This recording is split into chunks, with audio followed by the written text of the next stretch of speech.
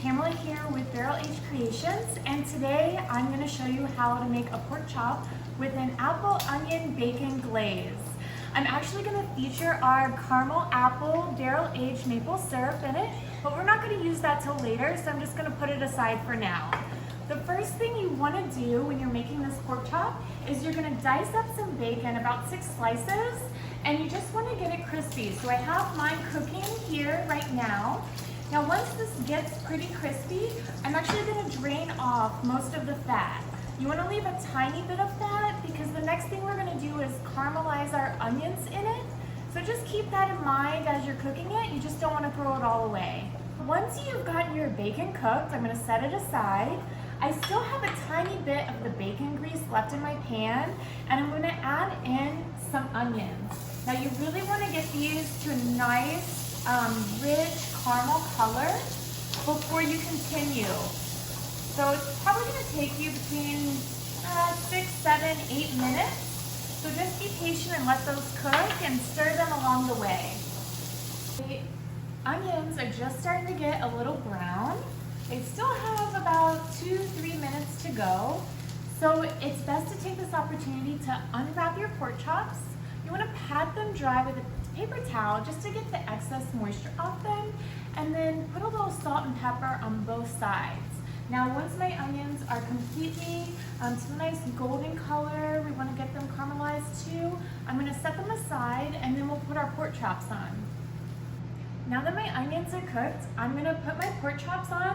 We're just going to sear them on each side for about 1 minute. So after a minute, you're going to flip them, sear the other side for 1 minute, and then set them aside because we're going to put them back in the pan in a little bit. Now that my pork chops have seared for a minute on each side, just want to remove them and set them on a plate.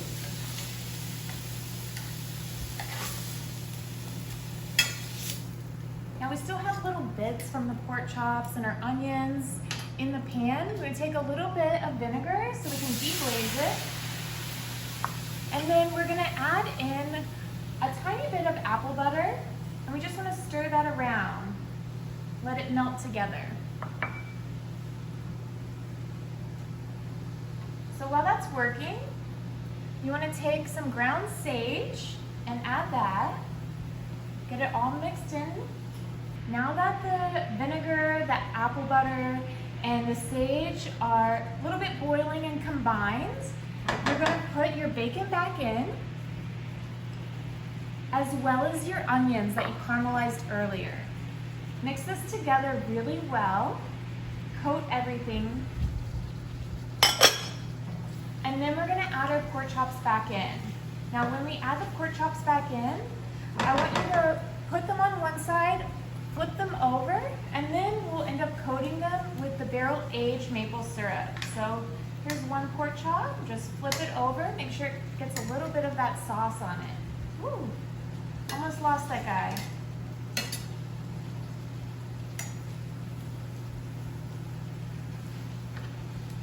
Now this whole time I've been preheating my oven to 400 degrees because we're going to end up baking these to fully cook them.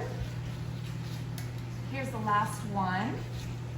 Now that we have everything in there with our pork chops, I'm going to take our caramel apple barrel aged maple syrup. I have it here in a squeeze bottle. I'm going to drizzle it over just the tops of my pork chops, and it's going to put a nice caramelization right on the top. So this is going to go straight into the oven. We're going to cook it for about 6 to 7 minutes. So my pork chops have been in the oven for about 7 minutes now, so it's time to take them out and serve them up. Oh, look at these beauties. Here's our final finished product, our apple onion bacon pork chops.